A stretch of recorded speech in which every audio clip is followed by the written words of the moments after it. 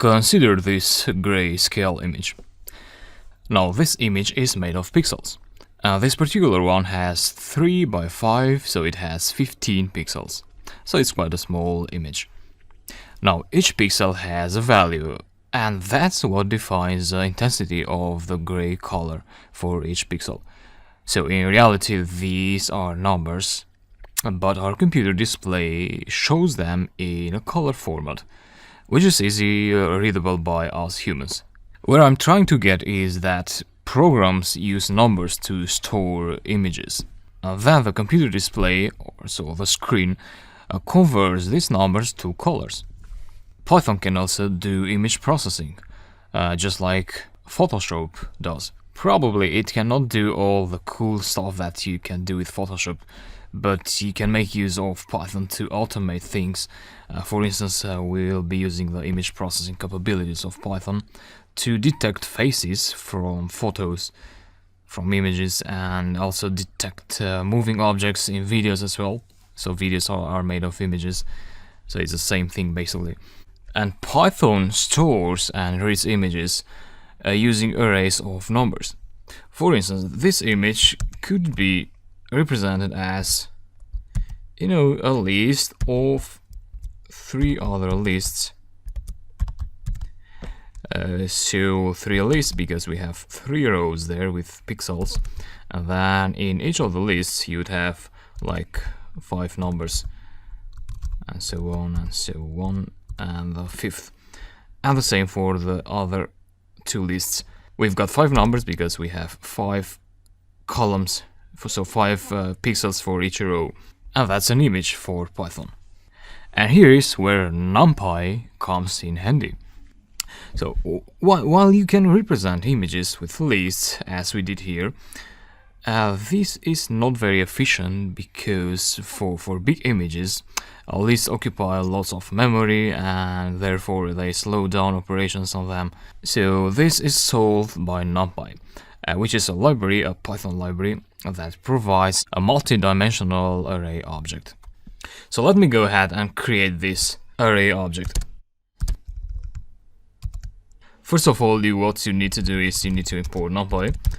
And if you have installed pandas, NumPy should have been installed with pandas because pandas is based on NumPy. If you haven't installed NumPy just yet, just go ahead and pip install NumPy. And if for some reason you have some problems on Windows, then just go ahead, as I've showed you, and find the precompiled Python libraries. Go to this side and then search for NumPy. And then figure out if you're on a 3.5 version of Python, then just get that version.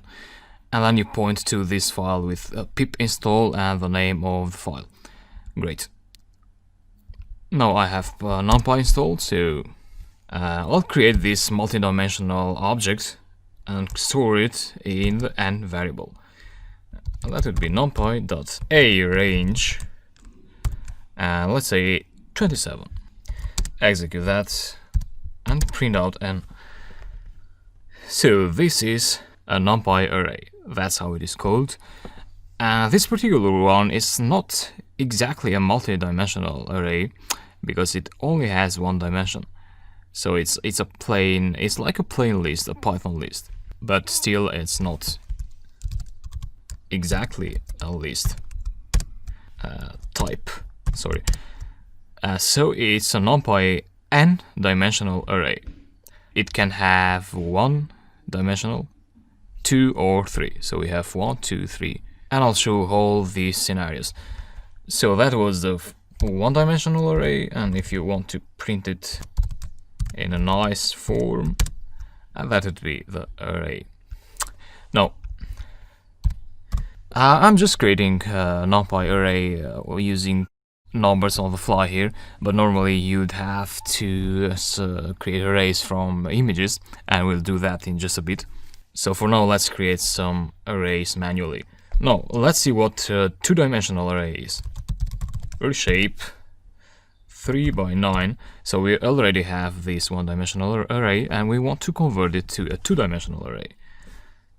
If you execute that, you get a 2-dimensional array. So that's a 2-dimensional array because it has 2 dimensions. So think of it as this image file, we have two dimensions, vertical and horizontal. Now, what's a three-dimensional array? Even though three-dimensional arrays are less frequently used, it's still good to know about them.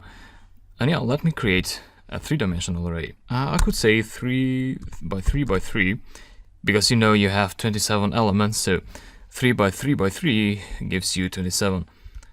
And yep, that's a three-dimensional array. Think of that as a cube that has 3 dimensions, so 3 by 3 by 3. And practically you'll see that in just a bit in this lecture. Where do we deal with three-dimensional array? So bear with me.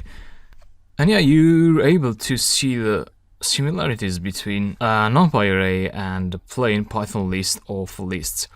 So this here would be like a two-dimensional array, if you like to call it like that. Yet the structure in the low level is different between Python lists and NumPy arrays. And also NumPy arrays allow you to make some more efficient operations such as iteration between the array items and so on. And you can also create NumPy array out of Python lists. For instance, I'll get this list here and I'll create a new object and then point to NumPy. And to convert a list to a NumPy array, you'd want to use asArray method. And then between the brackets goes the object that you want to convert. And that's an array, which is almost exactly like this one in here. And if you print that, you wouldn't be able to see the difference. They look exactly the same. But they are not, because this is a list and this is a NumPy array. Great, let's move on. So that's NumPy, and as I mentioned earlier, NumPy is a base library for other libraries such as pandas and also OpenCV, which is an image processing library.